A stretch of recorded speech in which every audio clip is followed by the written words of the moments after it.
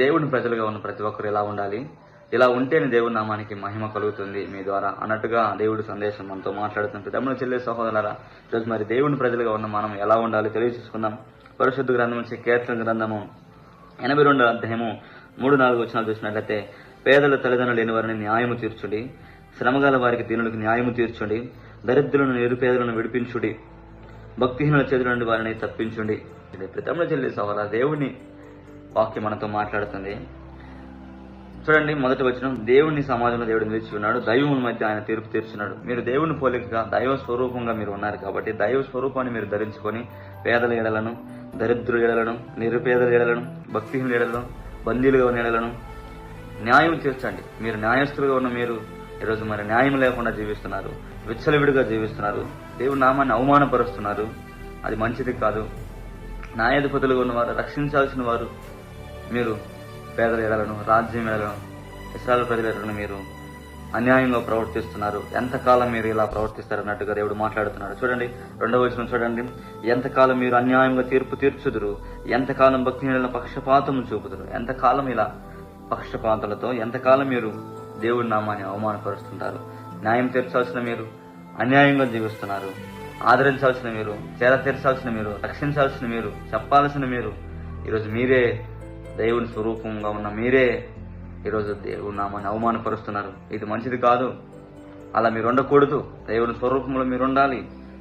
మీరు దేవుని స్వరూపంగా మీరు జీవించబడాలి, రక్షించబడాలి, మార్చబడాలి, దీవించబడాలి, మేలుకరంగా మీరు ఉండాలని మీరు చెప్పాలి. అలాగా మీరు ఉండాలి అన్నట్టుగా అక్కడ దేవుడు వాక్యం మాట్లాడుతుంది. తమ్ముడు చెల్లి సహోదరులారా, దేవుని స్వరూపాన్ని మనం ధరించుకున్నప్పుడు దేవుని పోలిక మనం జీవించాలని తెలియజేస్తున్నాడు. చూడండి, ఎంతకాలం పక్షపాతం. చూడండి, చెప్పవలసిన వారు చెప్పలేకపోతున్నారు, రక్షించాల్సిన వారు రక్షించలేకపోతున్నారు అన్నట్టుగా దేవుడు సిద్ధపరిచిన న్యాయస్థానంలో మీరు ఉండి ఆ న్యాయాన్ని కొనసాగించలేకుండా మీరే న్యాయాన్ని త్రిప్పివేస్తున్నారు. మరి ఎంతకాలం ఇలా అన్నట్టుగా ఆనాడు ఇశ్రాయేలు ప్రజలతో దేవుడు ఆసాపు భక్తుల ద్వారా మాట్లాడుతున్నాడు. అయితే మనం చూసినట్టయితే లోకాసు వార్తలు 10వ అధ్యాయంలో 31-32 వచనంలో, అప్పుడు ఒక యాజకుడు త్రోవను వెళ్ళుచుండును, తటస్థించును, అతను చూసి ప్రక్కగా పోయాడు. అప్పుడు అక్కడ గాయములతో పడి ఉన్నాడంట. కానీ అక్కడ ఒక యాజకుడు వచ్చాడంట, ఆ త్రోవన చూసి పక్కగా పోయాడంట. ఆ తర్వాత లేవీడు ఒకడు వచ్చాడు. ఆ లేవీడు వచ్చిన వాడు కానీ చూసి ప్రక్కగా పోయాడు. ఇదిగో పట్టించుకోవాల్సిన వారే, ఇదిగో రక్షించాల్సిన వారు, ఇదిగో దేవుడి గురించి చెప్పాల్సిన వారు, ఇదిగో దేవుని స్వరూపాన్ని క్రియాశీలకంగా చూపించాల్సిన వారే పక్కగా పోయారు అన్యాయముగా. చూడండి, ఇలా ఉన్నట్టయితే దేవుడి నామ అవమానము. మనం అలా ఉండకూడదు.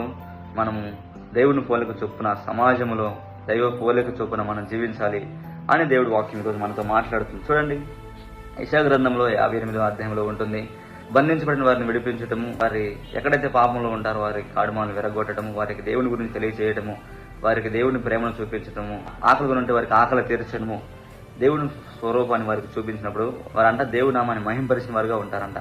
వారి వెలుగు వేకు చొక్కు వలె ఉంటుందండి. ఈరోజు మన జీవితం వెలుగు వలె ఉంటుందా? అయితే దేవుడిని పోలిక చొప్పున నువ్వు జీవించినట్లయితే నీ జీవితం వెలుగు వేకు చొక్కు వలె ఉంటుందంట.